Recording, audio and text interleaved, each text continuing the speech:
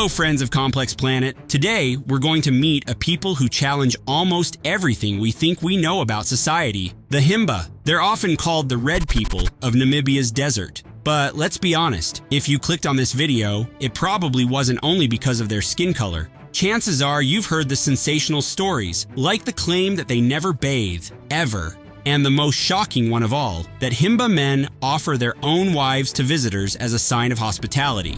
Today, we're going deep into Himba culture. We're going to separate myth from reality. And I promise you, what you're about to learn is far more interesting, far more human, and far more surprising than any internet rumor.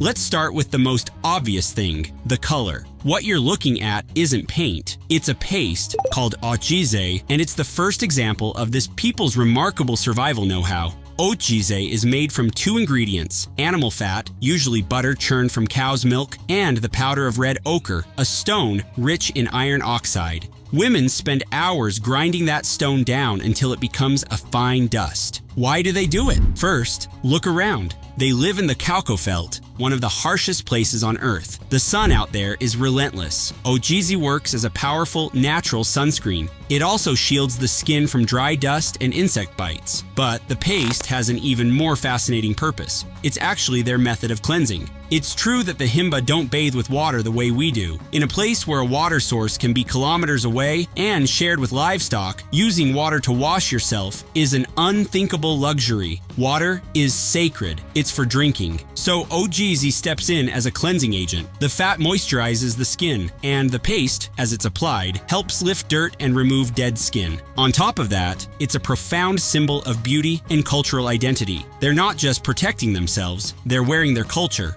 Okay, but then you think, no water, what about the smell? The Himba not only thought of that, but also created what might be the oldest spa in the world. If Otjize takes care of the skin, it's the smoke bath that takes care of the scent.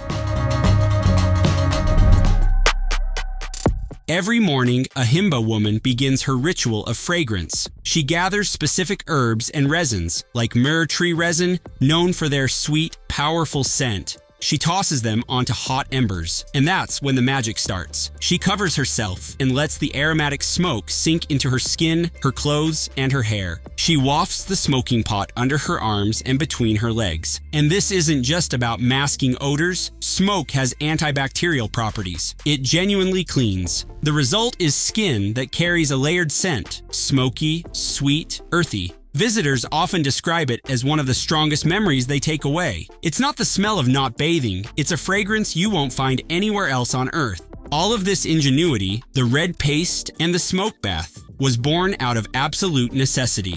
Life here is defined by one word, scarcity. And that scarcity shaped not just hygiene, but Himba society itself. And at the center of that society, it isn't gold or diamonds. It's what the Himba call the source of life, cattle.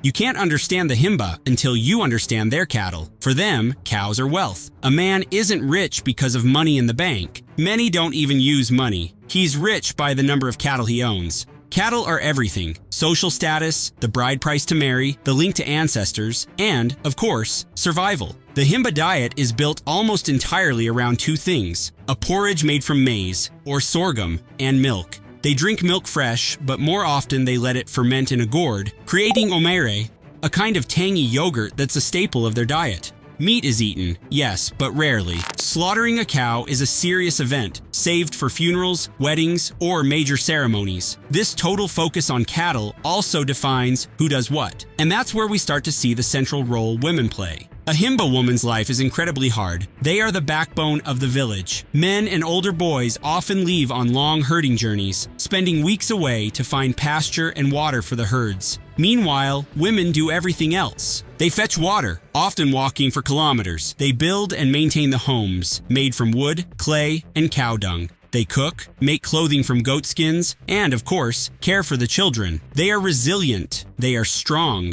and they carry the people's visual identity. An identity so complex you can read it like a book, or, better yet, like a resume. And the easiest place to read that story is in their hair.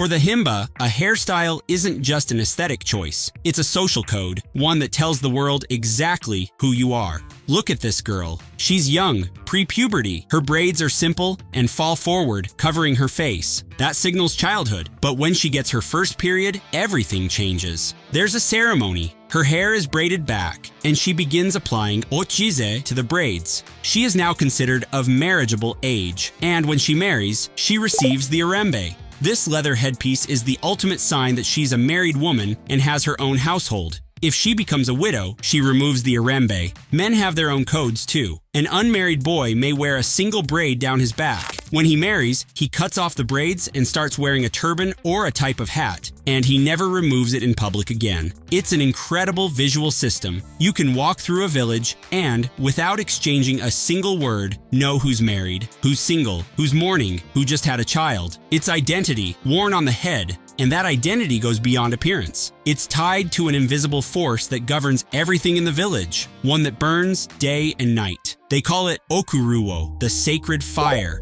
In every traditional Himba village, there is an Okuruwo. This isn't a fire for cooking or keeping warm. It's the village's communications hub, their direct line to their ancestors. Himba belief is complex, but it works like this. There is a supreme, distant god called Mukuru, but the Himba don't speak to Mukuru directly. They speak to the spirits of their ancestors, and the sacred fire is the gateway. The village chief, the elder, is the guardian of the fire. Every morning, he sits beside it and talks to the ancestors, asking for blessings, health for the cattle, and wisdom. And this fire is so sacred that there are strict rules. It can never be allowed to go out. Outsiders can't approach it. And women, especially during menstruation, cannot cross the sacred line that runs from the fire to the cattle enclosure, so as not to offend the ancestors. The sacred fire reveals a pillar of Himba society. Community and lineage matter more than the individual. Keeping the ancestors satisfied helps ensure everyone's survival. And it's exactly that idea that the well-being of the community comes first that brings us, finally, to the most controversial story of all. The story that Himba men offer their wives to visitors.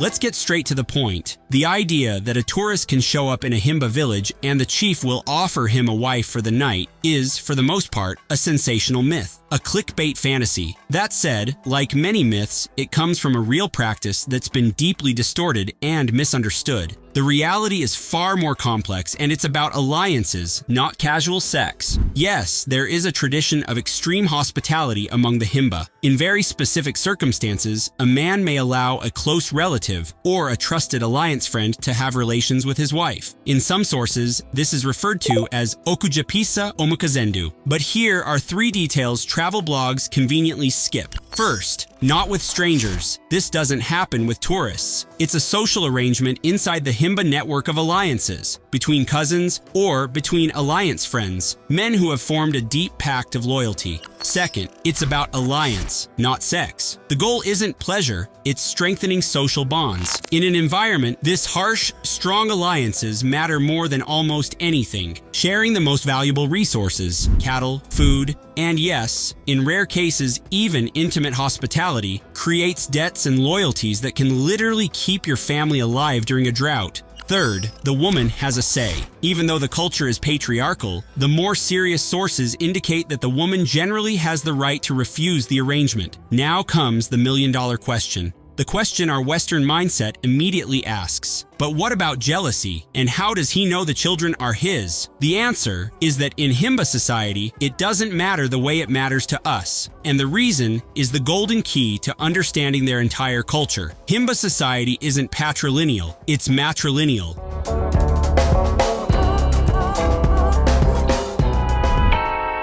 This is what changes everything. In most of our world, patrilineal systems, inheritance and the family name pass from father to son. That's why certainty of paternity becomes an obsession. In the Himba world, lineage and inheritance pass through the mother. Let's break it down. A Himba man raises his children and loves them, but his official heir, the boy who will inherit his precious cattle, isn't his own son. It's his sister's son. Why? Because in their system, you can be 100% sure that your sister's child carries the bloodline of your lineage. Your wife's child child? Not necessarily, as we just discussed. That decentralizes the importance of biological paternity. A man's role is to be an excellent uncle to his heirs and a strong social father to his wife's children, who in turn will inherit from their maternal uncle. And it's precisely this structure that makes traditions like extreme hospitality possible. The society's economic system doesn't collapse if paternity is uncertain because inheritance flows through a different channel. It's brilliant. It's not primitive. It's a complex social system, perfectly adapted to their environment and their needs. And it completely dismantles the lazy idea that the Himba are some kind of sexually free people. They're a community-focused society with rules designed to protect the group above the individual. But this system, one that survived centuries of isolation, may not survive the 21st century.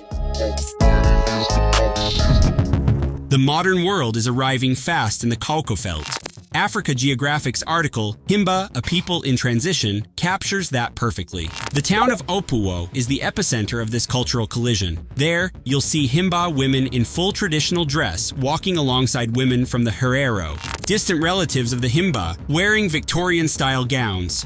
You'll see young Himba buying Coca-Cola and topping up their phones. Tourism has become a double-edged sword. On one hand, it brings much-needed income, especially as droughts grow harsher and more frequent, killing cattle. On the other, it creates unsettling situations, like the so-called living museums. Is it a way to preserve culture or a human zoo? Even the Himba themselves are divided. Some see it as a form of control and education, others see it as an empty performance. The new generation is caught between two worlds. They have access to school, modern medicine, the internet, but they also watch their parents and grandparents living under the rules of the ancestors and the sacred fire. They face a choice most of us will never have to make. How much modernity can you accept before you stop being Himba? Had you heard the story of the Himba people before? Leave a comment. And if you enjoyed today's video, don't forget to like and subscribe. Every week, there's a new story about the most beautiful and most contradictory places on this planet. Thanks so much for watching, and I'll see you in the next one.